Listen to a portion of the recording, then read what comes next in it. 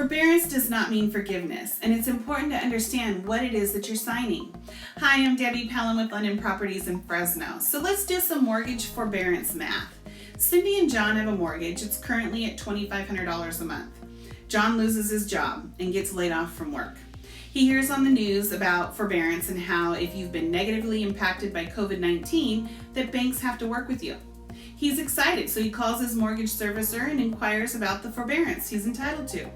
He's so excited because in just one phone call, for now, he doesn't have to pay the mortgage for 6 months. And this is where the craziness comes in. Now, 7 months later, John's back to work. And of course, he wasn't able to save any additional money when he was out of work during the forbearance period. The forbearance time frame of 6 months is now up, and the servicer sends John and Cindy their bill.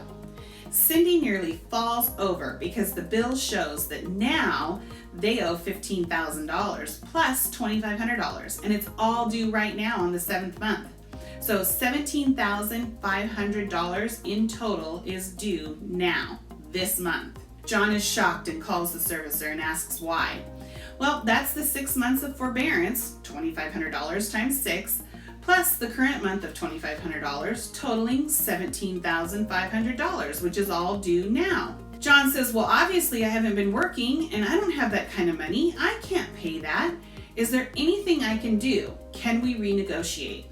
The servicer says, yes, sure. We can spread the $15,000 over 12 months. So John says, great, thanks so much. How does that work?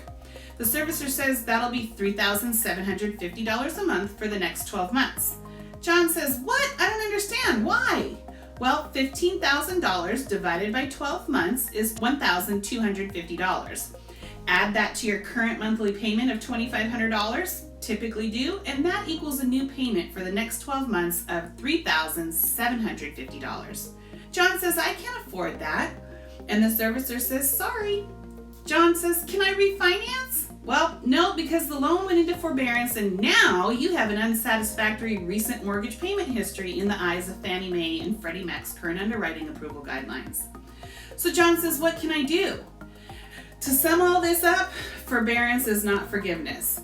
You still have to pay it back, whether it's at the end of a few months or if it's at the end of the lifetime of the loan. It'll still have to be paid back.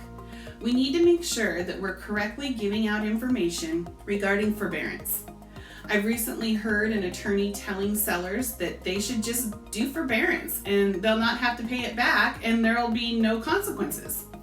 Well, make sure you understand what you're getting into. It's very similar to that of 2008 when people were short selling and it didn't realize before they passed the Mortgage Forgiveness Debt Relief Act that if you sold your property, you would be taxed the difference of what you owed on the home and what you short sold your home for. Just remember, there isn't such a thing as free as of right now when it comes to forbearance. The mortgage servicers cannot sustain this prolonged period of fronting the money that you don't pay them during the forbearance period. And they'll need to seek restitution somehow. Unlike the mortgage crisis in 2008, most people have a substantial amount of equity in their home. At some point, the money owed will become due. Mortgage interest rates will likely be low for the majority of 2020. So don't allow media headlines or bad information to cloud your judgment and take you down the wrong path, and then disqualify you to have the ability to refinance, or even worse, cause you to have to lose your home.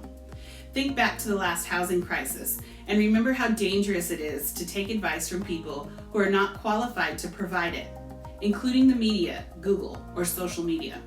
They aren't going to come and bail you out or lend you the money you'll need when you need it. Know what you're getting into before you sign. Speak with the correct people. Ask the right questions. Read the fine print. While forbearance might be the only option for some, it should not be pursued unless absolutely necessary. Other options may be offered by the mortgage servicers, such as deferring the entire amount due to the back of the loan. But assumptions should not be made without written clarification. Bottom line, know what you're agreeing to and work with a very experienced realtor and lender who partner together and know how to protect you and give you accurate, sound advice. Please feel free to reach out to me. I'm happy to help you navigate these tough times or guide you in the right direction. I'm Debbie Pellum with London Properties. giving dreams an address.